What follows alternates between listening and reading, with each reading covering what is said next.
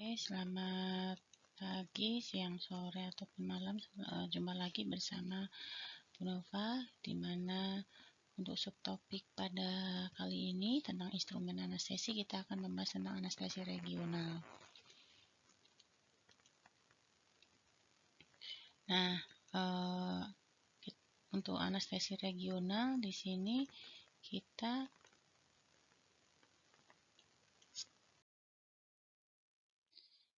tentu saja teman-teman paham ya bahwa anestesi regional itu bagaimana. Jadi, kata anestesi itu awalnya diperkenalkan oleh Oliver Wendell Holmes yang menggambarkan keadaan tidak sadar yang bersifat sementara. Nah, ini arti dari kata anestesi. Nah, kalau anestesiologi adalah ilmu kedokteran yang pada awalnya berprofesi menghilangkan nyeri dan rumatan pasien sebelum, selama, dan sesudah pembedahan. Nah, obat-obat untuk menghilangkan nyeri itu terbagi ke dalam dua kelompok, analgetik dan anestesi. Nah, untuk anestesi itu sendiri merupakan cabang ilmu kedokteran yang mendasari tindakan anestesia atau analgesia dengan pemberian obat untuk menghilangkan rasa sakit atau nyeri pada pasien sebelum, selama, dan sesudah pembedahan. Di mana anestesi itu kita bagi menjadi 3, anestesi umum, regional, dan anestesi lokal. Nah, yang akan kita bahas di sini adalah anestesi regional. Anestesi regional itu dibagi menjadi 2, blok sentral dan blok perifer. Nah, untuk blok sentral ini dibagi menjadi 3, blok spinal, epidural, dan blok kaudal. Sedangkan blok perifer ini kita akan mengeblok saraf pada bagian tertentu seperti plexus brachialis, axiler, atau analgesia regional intravena, ya, dan lain sebagainya. Jadi ini yang jarang kita ketahui. Biasanya teman-teman kan yang diketahui analgesi regional itu ada spinal, epidural, dan blok kaudal, ya. Tapi yang perlu teman-teman perhatikan adalah secara garis besar itu blok sentral dan blok perifer, ya. Jadi di blok tepi sarafnya. Nah, secara anatomi ini adalah mereview bagaimana terkait dengan sumsum tulang belakang, di mana servikal ada C1 sampai C3, kemudian torakal T1 sampai T12, lumbal itu L1 sampai L5, sakral itu L1 juga sampai S1 sampai S5, dan koksigius itu 1. Ini tulang-tulang lumbal kita. Ini ada ligamen-ligamen intravers, ligamen flavum, kemudian ligamen intratransvers, ya, dan lain spinosum ini ya, supraspinosus atau supra dan intra. Supra ini berarti yang di bagian atas, ya. Ini bagian-bagian yang akan kita lakukan injeksi spinal. Nah, terus kemudian untuk ini intermezzo saja ya, kita akan membahas terkait dengan anestesi regional.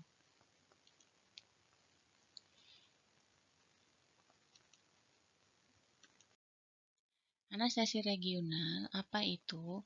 Merupakan suatu hambatan impuls nyeri suatu bagian tubuh sementara pada impuls saraf sensorik. Sehingga impuls nyeri dari suatu bagian tubuh diblokir untuk sementara. Ini bersifat reversible, ya. Jadi regional itu dia bersifat sementara, di mana yang dihambat itu adalah impuls nyerinya. Apa? Motorik atau sensoriknya itu lebih ke arah sensoriknya, ya, diblokir secara sementara.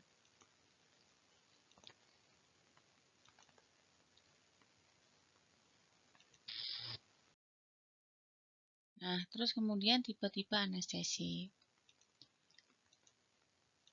Tipe-tipe anestesi yang sudah kita bahas tadi di bawah, ya. Ada general, ada regional anestesi, di mana untuk regional anestesi itu ada yang blok sentral atau neuroaksial dan blok perifer. Ya. Terus kemudian kita akan bahas satu persatu blok sentral. blok sentral atau disebut dengan blok neuroaksial. Anestesi spinal di sini adalah merupakan suatu pemberian obat anestetik lokal ke dalam subarachnoid. Jadi kalau ditanya letak dari injeksi dari spinal itu di mana? Di subarachnoid. Akan berbeda nanti kalau epidural, ya. Nah, bagaimana tahapannya? Jarum suntik ini akan menembus kutis atau kulit, kemudian menembus subkutis atau bagian bawah dari kutis, kemudian ligamen supraspinosum, ligamen interspinosum, ligamen flavum, ruang epidural, durameter, dan subarachnoid. Jadi ada beberapa lapisan 1, 2, 3, 4, 5, 6, 7, 8. Baru 8 lapis subarachnoid. Kalau injeksi yang epidural itu lebih dangkal ya, karena dia di lapisan ke-6, sedangkan subarachnoid di lapisan ke-8 ya. Jadi ini adalah subarachnoid di sini ya, ini subarachnoid. Jadi dia akan melewati kutan-kutan atau subkutan ya. Anestesi spinal merupakan anestesi dengan pemberian obat anestetik lokal ke dalam ruang subarachnoid yang menghasilkan analgesia atau pengeblokan pada stim saraf. Atau pemberian obat lokal anestesi ke dalam ruang intratekal atau ruang subarachnoid di regio lumbal antara vertebra 2 sampai 3, 3 sampai 4 atau 4 sampai 5 ya. Gitu. Ini kalau untuk spinal cord-nya, ini epidural space-nya ini berbeda ya, dia lebih lapisannya lebih dangkal dibandingkan dengan yang epidural dibandingkan dengan subarachnoid ya. Nah, untuk indikasi anestesi, ini merupakan operasi ekstremitas bawah, baik operasi jaringan lunak dan lain sebagainya.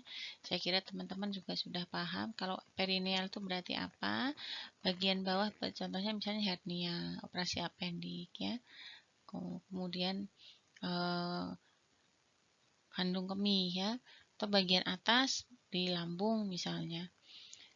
Kemudian adanya indikasi terkait dengan seksual cesaria dan prosedur diagnostik yang sakit, misalnya adanya anoskopi atau sistokopi.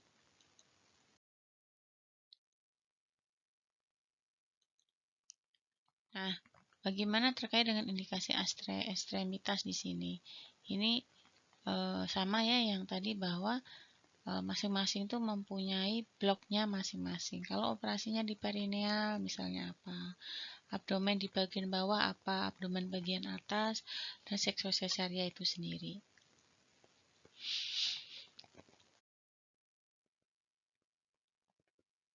Nah, bagaimana kontraindikasi? Kontraindikasi pemberian anestesi spinal itu adalah secara absolut dan relatif. Absolut ini yang nggak bisa di ini ya, yang apa? Yang memang mutlak nggak bisa dilakukan adalah jika pasiennya menolak, itu jelas. Infeksi pada tempat yang ditusuk. Jadi kalau pasien menolak mau keadaannya seperti apapun, gawat darurat seperti apapun yang harus dilakukan, misalnya mesti harus dilakukan tapi pasien atau keluarga menolak, ya jangan dilanggar ya, tetap ya kita hormati bagaimana hak pasien. Infeksi pada tempat yang ditusuk jelas ya merupakan kontraindikasi absolut. Terjadinya sepsis, koagulasi abnormal, tekanan intrakranial yang meningkat ya. Kemudian relatif. Relatif ini yang relatif bisa dilakukan atau tidak. Terjadinya hipovolemi. Ini bisa kita atasi dengan pemberian cairan rehidrasi yang adekuat. Sebelumnya ada penyakit urologi, misalnya stroke misalnya, ya itu akan memperberat memang ya untuk anestesi berikutnya. Sakit punggung kronik, infeksi perifer pada sisi dengan teknik regional, pasien sedang menggunakan ASA, NSAID, dan hipiridamol ya. Jadi kontraindikasinya saya kira teman-teman sudah paham.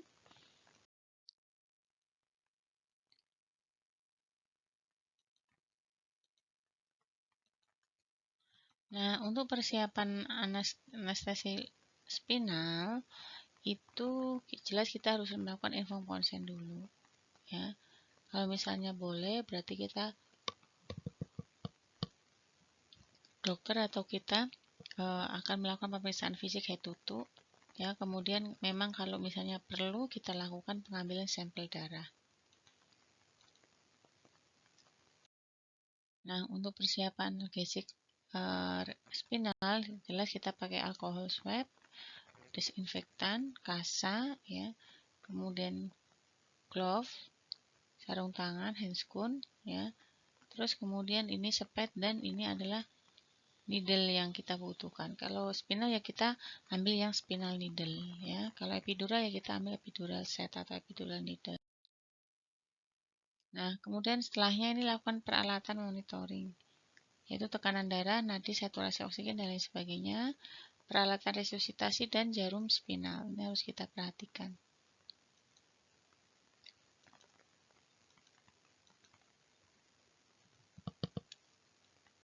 Ini contoh dari jarum spinal ya, dari jarum spinal maupun epidural. Ya, spinal, epidural ya. Banyak tipe-tipenya di sini. Ada quick ya, ada weak quick, ada sprout ya. Ini ada contoh-contoh yang untuk epidural. Ini untuk spinal, ini untuk epidural ya. Bentuknya dia tohoi ya, blunt tip ya. Ini hanya untuk memasukkan obatnya, tapi injeksinya bukan pakai yang ini ya, ada sendiri alatnya. Ini jarum spinalnya seperti ini. Ini obrutaror namanya ya, untuk jarum. Kemudian ini jarum spinalnya yang akan kita masukkan. Nanti LCS atau CSS-nya akan keluar dari jarum spinal ini. Kemudian ini adalah introducer untuk jarum spinal. Nah, tipenya ini bisa kalau ujungnya tajam seperti ini namanya adalah sprout. Kemudian ini Vitaker dan ini quick ya. Quick ya, ini yang biasa kita pakai ya. Nah, untuk persiapan analgesik spinal, durasi dan lain sebagainya ini mempengaruhi bagaimana lama dan tingkat tempat dari anestesia yang akan diberikan. Misalnya prokain, tetrakain, lidokain, bupivakain itu bagaimana. Misalnya untuk abdomen bawah, ini dosisnya 8-12 mg. Selama misalnya dia anestetik murni berarti untuk durasi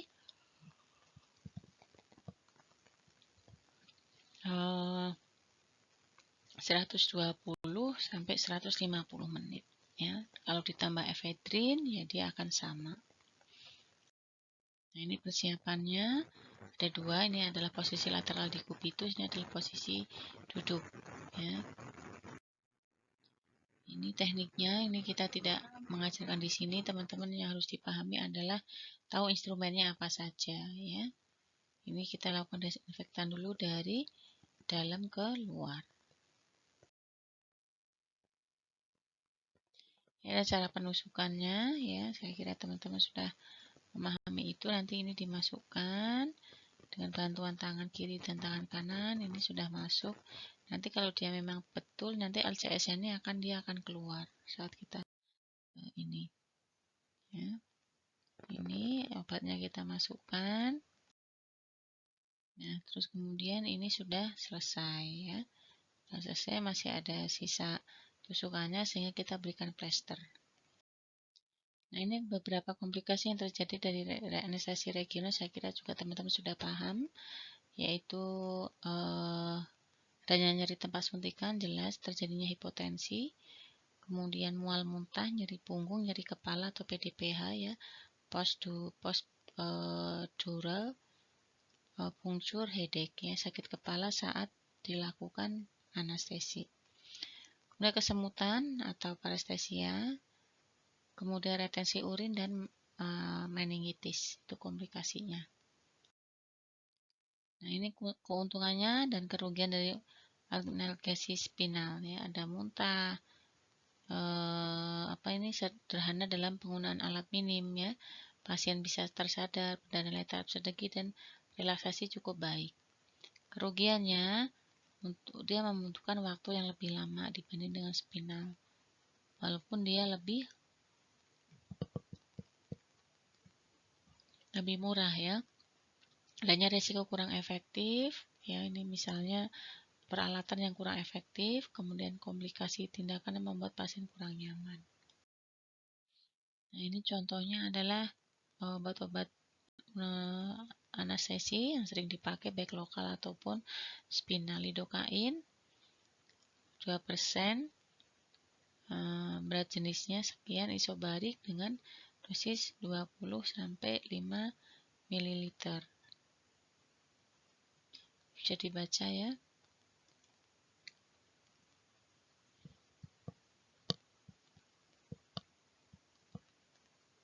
Nah, ini tadi yang sudah bunafasam ini yang biasa sering dipakai lidocain, bupivacain itu ya. Biasanya yang hiperbarik ya.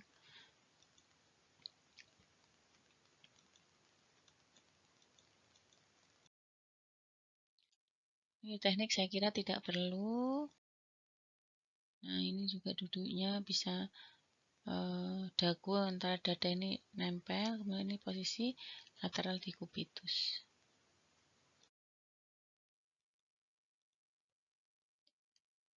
Kemudian komplikasinya apa? Komplikasinya adalah untuk spinal dia akan terjadi hipotensi berat bradikardi ya, hipoventilasi, trauma pembuluh darah dan trauma saraf, mual muntah dan blok spinal tinggi.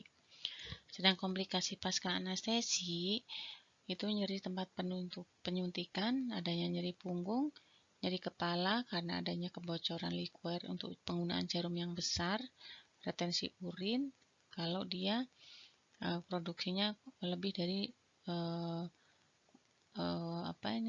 kurang dari setengah cc per kilogram berat badan dan terjadinya meningitis. Komplikasi yang terjadi pada anestesi spinal ini tadi sudah disampaikan ya. Nah, yang epidural ini adalah menyuntikkan obat anestesi lokal ke dalam ruang epidural. Makanya ini berbeda ya, lebih dalam yang spinal dibanding dengan yang epidural.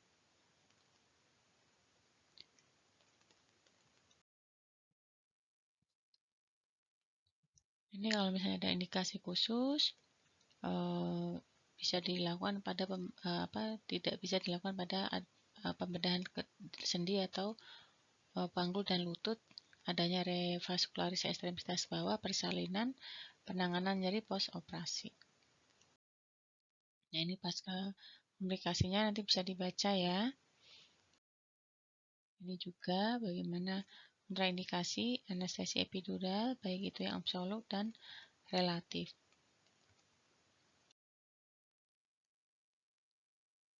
Nah, keuntungan dan kerugian epidural dibandingkan spinal secara garis besar, keuntungannya adalah bisa segmental, tidak terjadi headache post operasi, hipotensinya lambat terjadi. Jangan kerugiannya lebih sulit, tekniknya lebih sulit, jumlah obat anestesinya lokal lebih besar dan reaksi sistemiknya dia meningkat ya untuk pemberian epidural. Makanya biasanya epidural itu memang jarang banget ya, lebih disukai yang spinal. Padahal sama-sama dia ngeblok di sarafnya.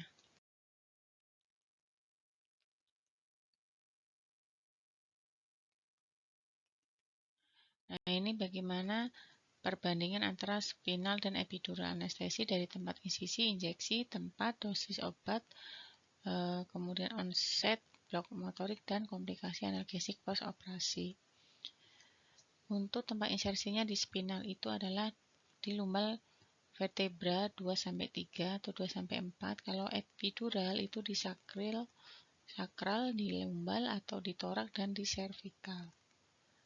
Tempat injeksinya di ruang subarachnoid. Kalau yang untuk epidural itu di ruang epidural. Kemudian tempat kerjanya ini sama, yaitu di subarachnoid dan saraf dan medula spinalis. Terus kemudian untuk yang operasi kecil misalnya ya kita lakukan teknik-teknik untuk mengatasi misalnya cambah yang misalnya yang dosis obat ya, di sini dosis obat kecil, kalau yang epidural itu memang besar karena dia mengalir terus ya. Onsetnya cepat, epidural lambat karena dia lewat drip infus biasanya. Drip IV. Blok motorik kuat, kemudian epiduralnya dia sedang.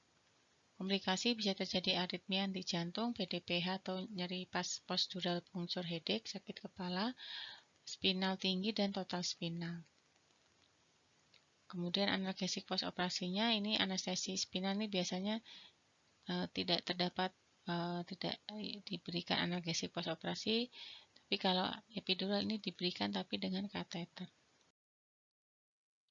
Nah, bagaimana dengan anestesi kaudal? Anestesi kaudal sebenarnya sama dengan anestesi epidural karena kanalis caudalis adalah kepanjangan dari ruang epidural dan obat ditempatkan di ruang kaudal melalui hiatus sakralis. Jadi sebenarnya hanya pindah tempat saja di sakrum ya, bukan lagi di lumbal. Indikasinya bedah daerah sekitar perineum, kemudian anorektal ya, misalnya hemoroid dan fistula pareanal ya, ini seperti itu.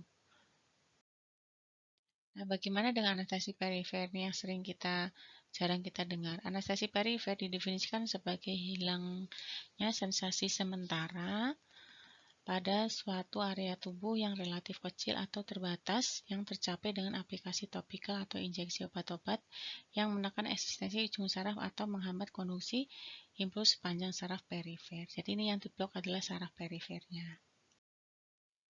Ini biasanya pada operasi ekstremitas ya. Nah, ini persiapannya. Ruang tempat melakukan blok harus terdapat monitor, alat, dan obat. Ini biasanya kita pakai lidokain atau bivakain. Ya, ini untuk 0,5% 5 mg per cc. Ini kalau lidokain ini 1% 10 mg per cc. Kontraindikasinya untuk blok saraf perifer, pasien tidak kooperatif, kecenderungan terjadi pendarahan, misalnya, terus kemudian terjadi infeksi di lokasi blok, toksisitas, dan neuropati perifer.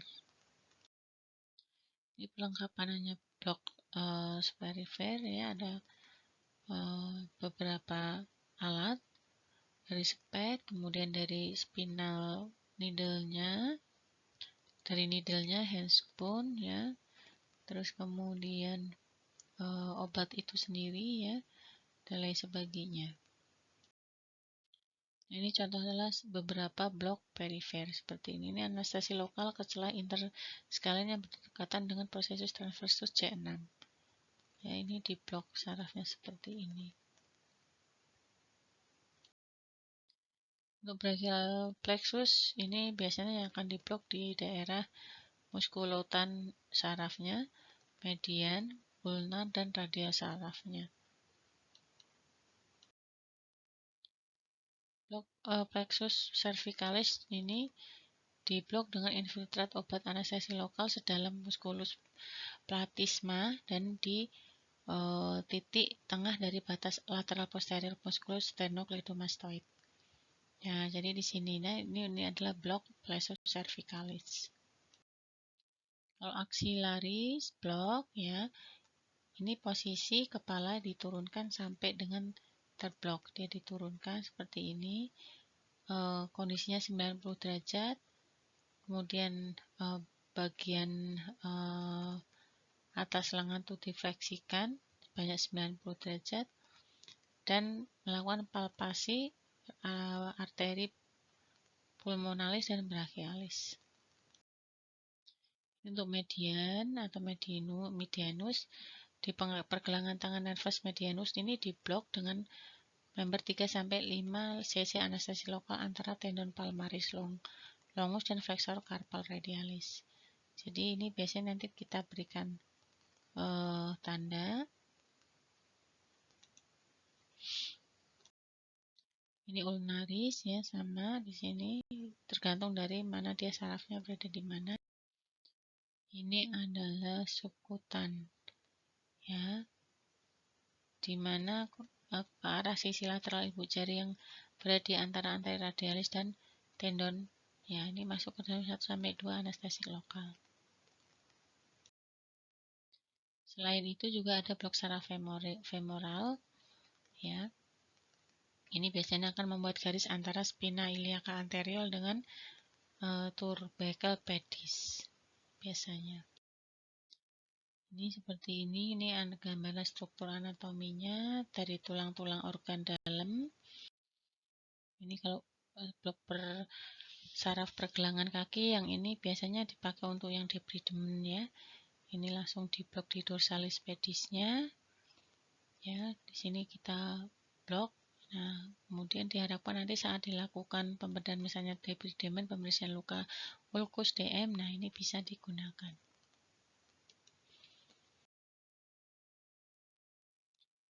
Demikian yang bisa saya berikan, semoga bermanfaat. Nanti bisa disimak juga video dari Bu Nova yang ada di YouTube, ya. Terima kasih. Wassalamualaikum warahmatullahi wabarakatuh.